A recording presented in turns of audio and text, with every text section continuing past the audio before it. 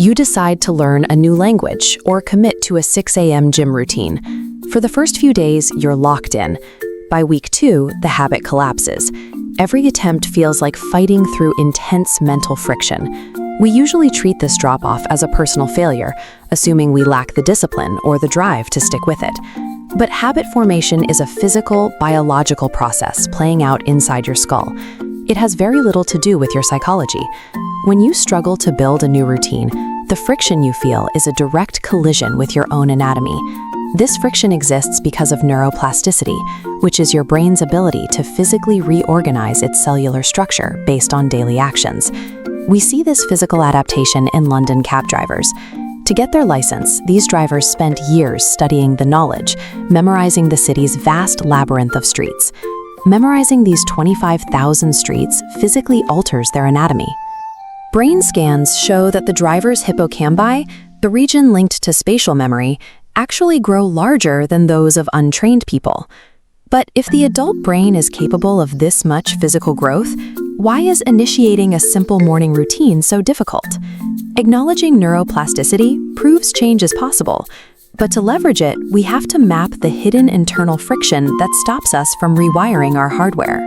Every brand new behavior relies on the prefrontal cortex. This is your executive center, responsible for conscious thought and complex decision-making. Operating the prefrontal cortex requires intense focus and massive amounts of biological energy. Because the human body is an energy conservation machine, it cannot sustain this high metabolic burn indefinitely. The exhaustion you feel on day 4 of a new diet is a biological defense mechanism. It's your brain attempting to abandon the expensive prefrontal cortex to find a more efficient path. That path leads to the basal ganglia, the brain's deep storage drive. It runs automated routines using a fraction of the energy required for conscious thought.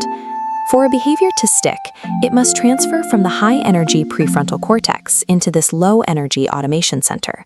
Dopamine acts as the biological highlighter for this handoff. It signals which actions lead to rewards, encrypting patterns into the basal ganglia to be repeated without effort. Long-term habits are these energy-saving routines that dopamine has successfully locked into your deep storage hardware.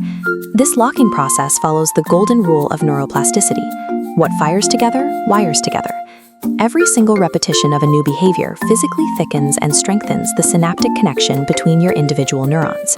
Each repetition physically upgrades the hardware of your brain, carving out the path of least resistance until the action becomes automatic.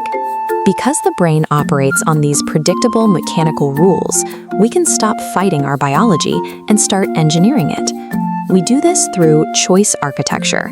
By deliberately redesigning your physical space to make good habits easier to access, you manipulate the basal ganglia's reliance on environmental cues.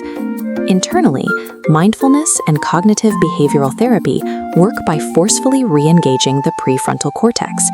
This creates a conscious pause that inhibits the basal ganglia's automatic signal, effectively acting as a circuit breaker for your existing wiring. Systematically designing your surroundings and maintaining this awareness removes the constant drain on willpower by pre-programming your brain's default choices. However, this physical rewiring cannot occur without the correct biological foundation. Laboratory studies show that physical exercise acts as a catalyst for this change.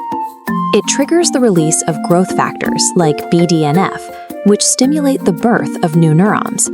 Sufficient sleep then allows the brain to physically prune weak neural connections, while morning sunlight sets the circadian rhythms required for maximum cognitive plasticity. Ultimately, your daily lifestyle inputs provide the raw biological materials, while deliberate repetition builds the physical neural architecture. By synchronizing your biological foundation with your daily actions, you shift the burden of change from fleeting willpower to your brain's own automated hardware.